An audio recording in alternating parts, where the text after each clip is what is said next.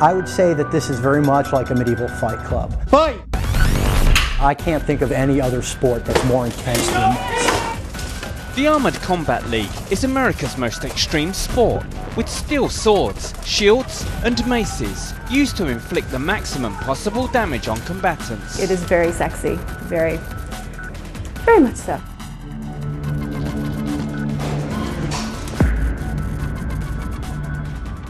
This is what our ancestors did in the 14th and 15th centuries. We're using real weapons, full force, full speed. I'm hitting a guy with a battle axe in the back. You know, another guy's getting hit with a mace.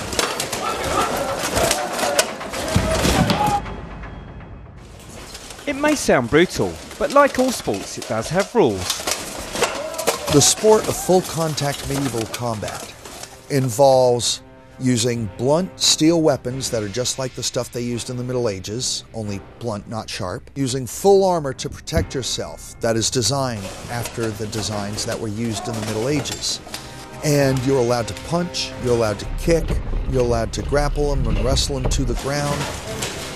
Pretty much everything is allowed, and you're allowed to go full force. No holding back. Pretty much the only thing you're not allowed to do is thrust him with your weapon and hit him in the throat or step on his foot. Everything else is good. And there are different kinds of fights within each competition. Now there's two kinds of fights. There's singles bouts with matched weapons, sword and shield, long sword, polearm, whatever.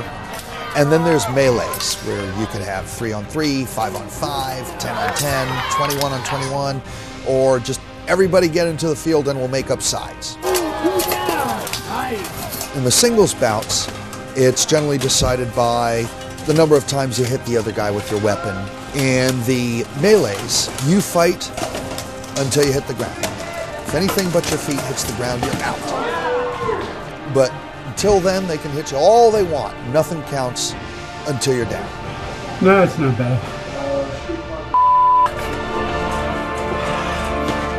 The sport attracts people from all walks of life who are amazingly not put off by the massive potential for injury, or the fact that a suit of armour can cost between $1,500 and $15,000. This is not a rich man's sport. We have folks who are construction workers and plumbers. They're looking to be a hero of some sort. So maybe it's Conan, maybe it's Achilles, someone from the past that kind of inspired them. They can come out here, put on armor, and fight like these guys did. The knights who fight in the league belong to different factions based on the cities they live in. Today, the New York Sentinels are going up against the Boston Dark Knights in New Hampshire. My husband is Brandon Ross. He's one of the Dark Knights of Boston. He is actually also in retail, but he works for a company that sells building materials. When he's out of his armor, he's just kind of a normal, funny guy. In his armor, he's pretty much fierce and beastly. It's quite amazing to behold. But despite the fun, Elizabeth does worry for Brandon's safety.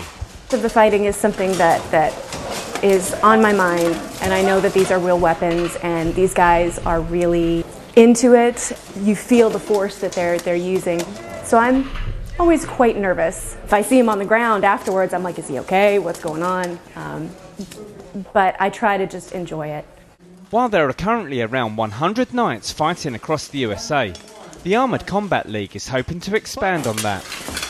Our plans for the future of the sport is to grow this throughout the United States and have it in every city, in every part of the country, so that you can fight and get away from your everyday doldrums and go out and just get that adrenaline rush and get the brotherhood and camaraderie of the combat and do what our ancestors did.